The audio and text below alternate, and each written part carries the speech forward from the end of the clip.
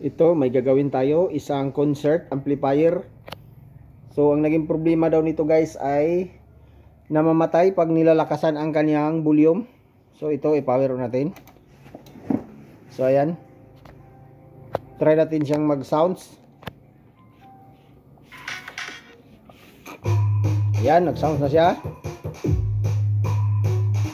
So, okay naman siya guys pag mahina yung sounds niya. Try natin siyang lakasan. Ayun, namamatay siya guys. Babaan natin.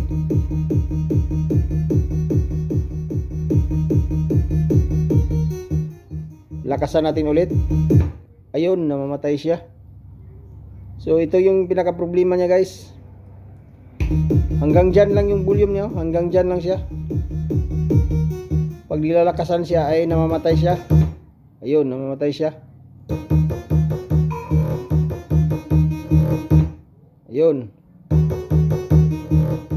So wag na nating patagalin pa guys. Buksan natin para malaman natin kung bakit siya namamatay.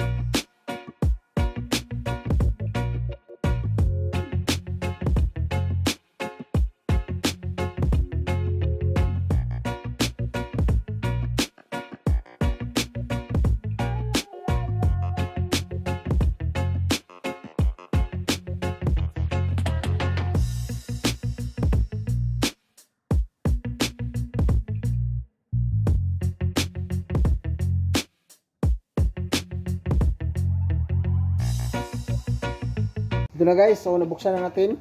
So ayan, binaliktad ko na yung ating amplifier. So ang pinakaunang gawin natin guys ay i-check natin yung ating 8 output transistor, yung kanyang biasing, yung kanyang bias. I-check natin kung may abnormal ba siya kasi nagpro-protect siya guys. Pag i-volume natin siya ng malakas, nagpro-protect siya, namamatay yung ating relay. Kung okay naman ang ating output transistor sa kanyang bias, doon tayo mag-check sa kaniyang drive. Kung okay naman ang drive, ay doon tayo sa kaniyang tune control. So, unahin natin i-check itong ating output transistor guys. Itong 8 output transistor. Ayan, saksak natin. So, ito. Dito tayo.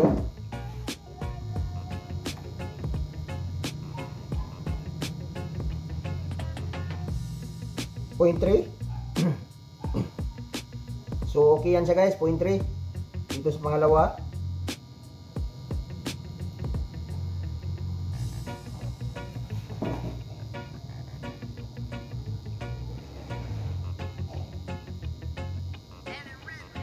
Point 3 pa rin. So okay. Dito 0.3. So okay din.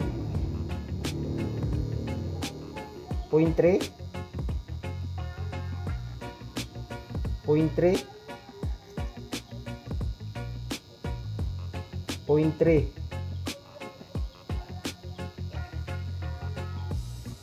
Yan, 0.3 pa rin. Itong last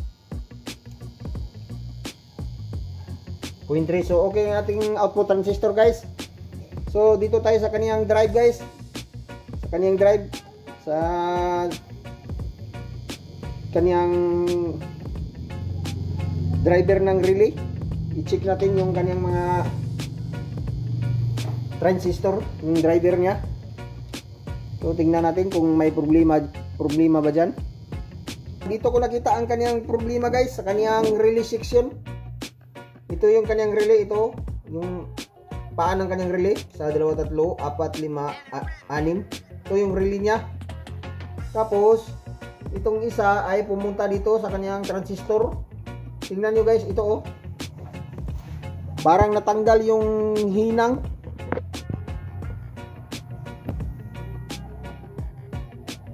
Ito guys, oh.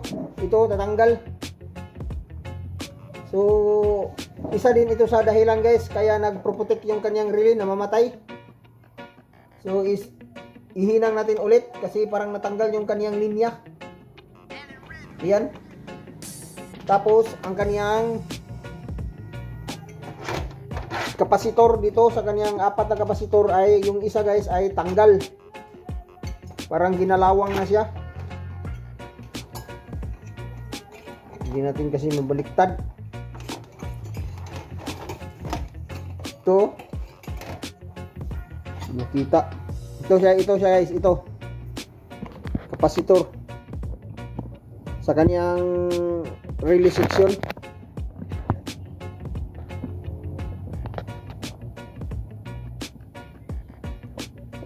Ayun.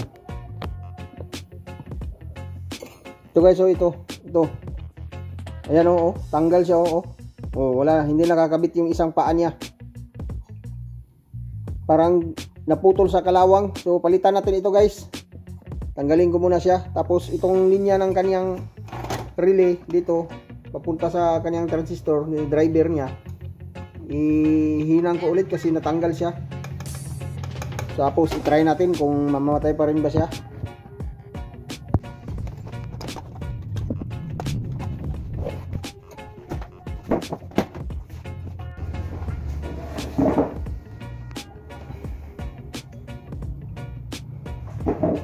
Ito siya guys, oh.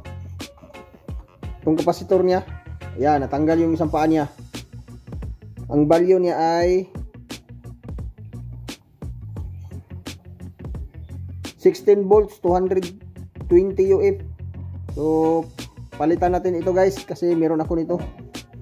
So, unahin muna natin itong dito sa kanyang driver. Kasi natanggal siya guys. Ihinang natin ulit.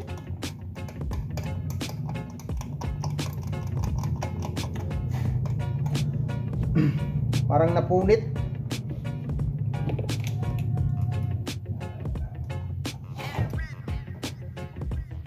Kaya namatay siya pag nilalakasan kasi mapuputol yung kanyang linya. So, ihinang natin siya ulit.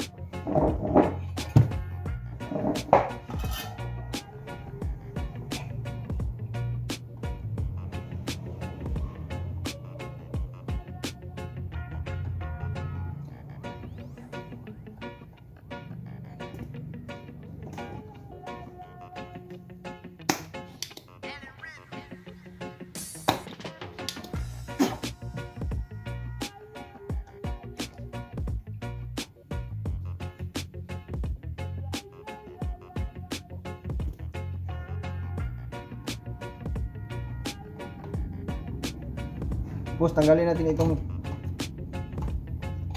natin itong isang kapasitor. Ito. Yan. Tanggal siya guys. Kinalawang siya. Ito.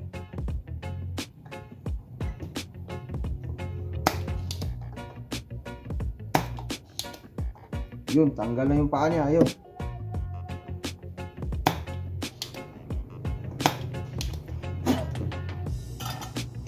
Buti natin.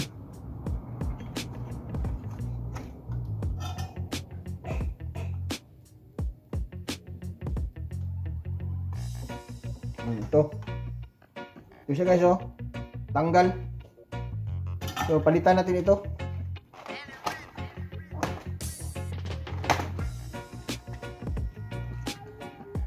$16 volts, 220 UF. Ito, meron ako.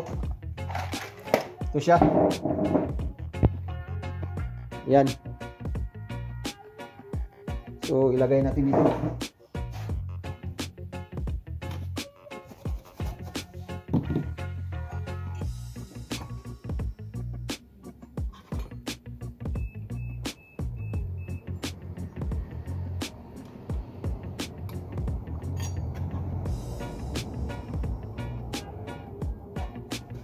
Yan. Sana ito lang yung naging problema niya guys.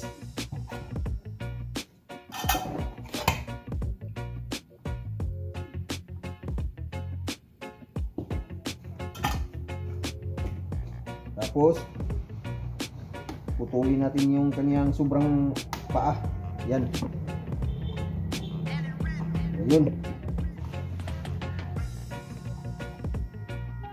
Try natin siyang continuity test kung wala ba siyang, di ba nag-short.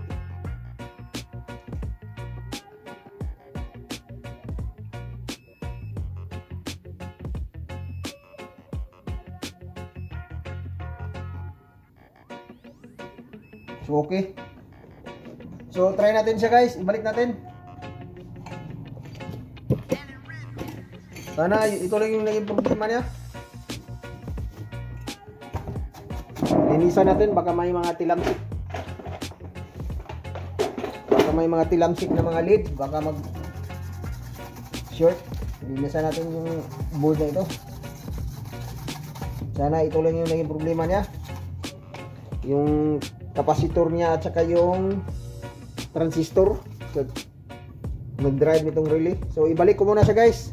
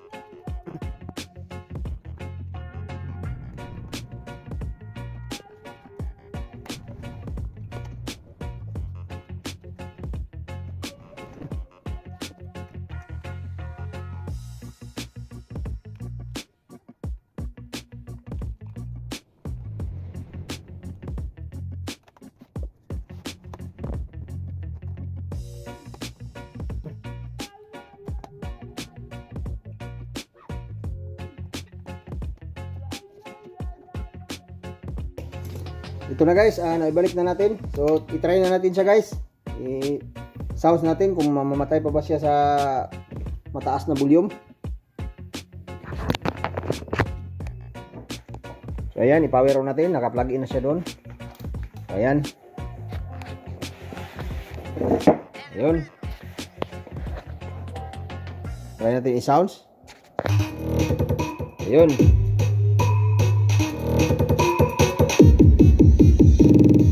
Ayun, kalahati na siya guys, pero hindi pa siya namatay. Ayun o.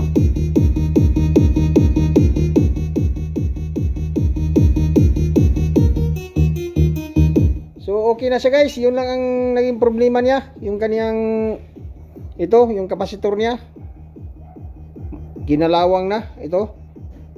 Tapos ang kaniyang drive transistor ay naputol yung kaniyang linya papuntang relay. So isolda natin ulit, kinabit natin, tapos pinalitan natin ng kapasitor ito, yung 16 volts 220 UF. Ayan, kita 16 volts 220 UF sa relay ito guys, kapasitor ng relay, yung filter ng relay sa driver niya. So okay na siya guys, ayan o.